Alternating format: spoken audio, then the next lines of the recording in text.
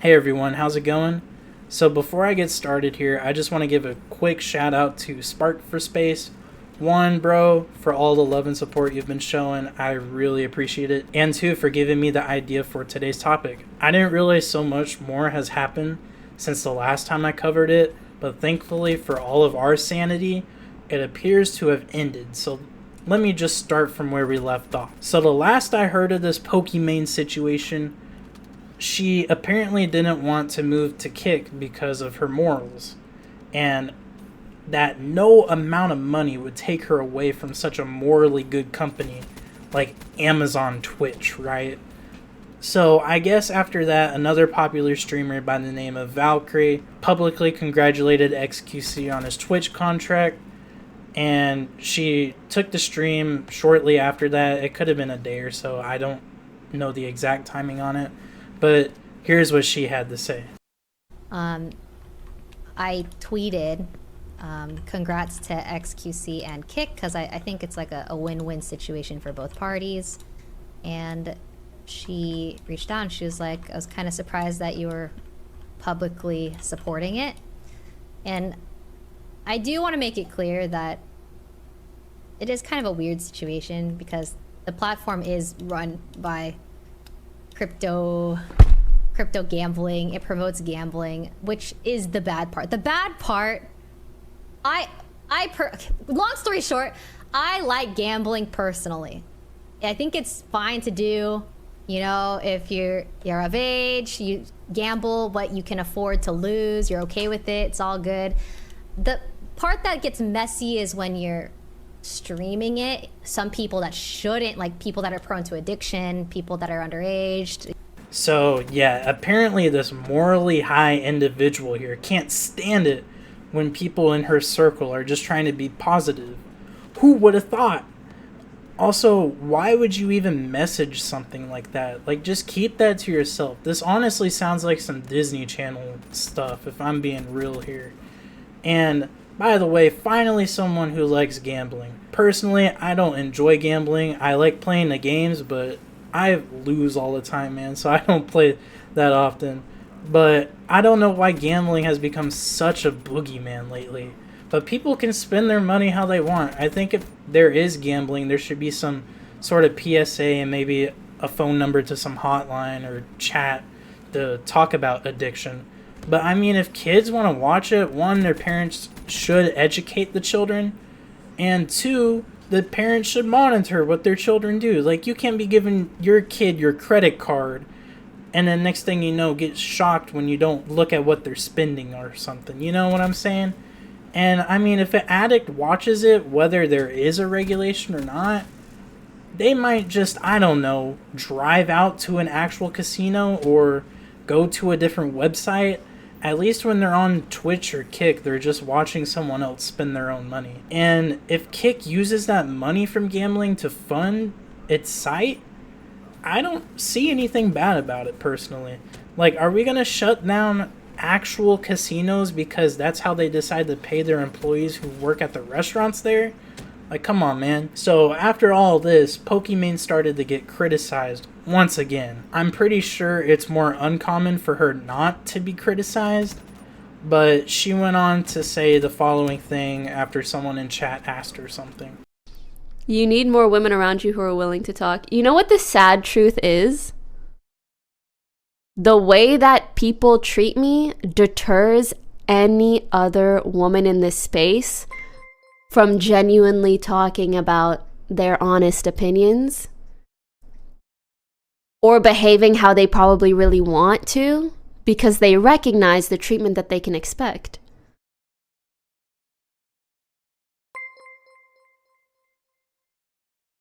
Girl, I will never forget one time I had a girl come up to me and she's like, "Oh, I stream sometimes."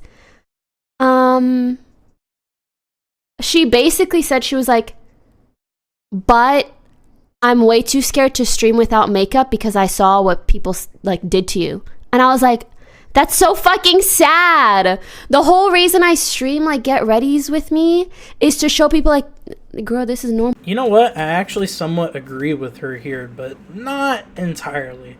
Like, I agree that the whole makeup thing is just stupid. Like, ladies, if you want to stream, go ahead and do it. Like, I'm in support of you if you're normal and cool. Like, just don't be someone who lies all the time and talks like this. How am I gonna get people to not come on my property? How am I gonna do it? It's something I think about every Halloween. I never give out candy. No, I'm not that type. Not on my lawn. No, go around. Not my, don't. I'm sorry. I just had to do it to him. Like, please try and tell me she doesn't sound like that when she talks, man. Okay, back to my point here. Most of the people that treat you the way they do isn't just because of you being a woman. I know, it's like personality has something to do with it, right? Granted, there are some scumbags out there who do that, unfortunately. Like, I hate them, but I mean, I can't stop them. I'm not Superman or nothing. But it's not most of us. If you just didn't have such terrible takes, didn't lie all the time, didn't start drama, I think you'd be great. But no, it's mainly those things as to why people treat you the way they do. And also some of your weird ass fans, but you can't help that. So I don't hold that against you, okay?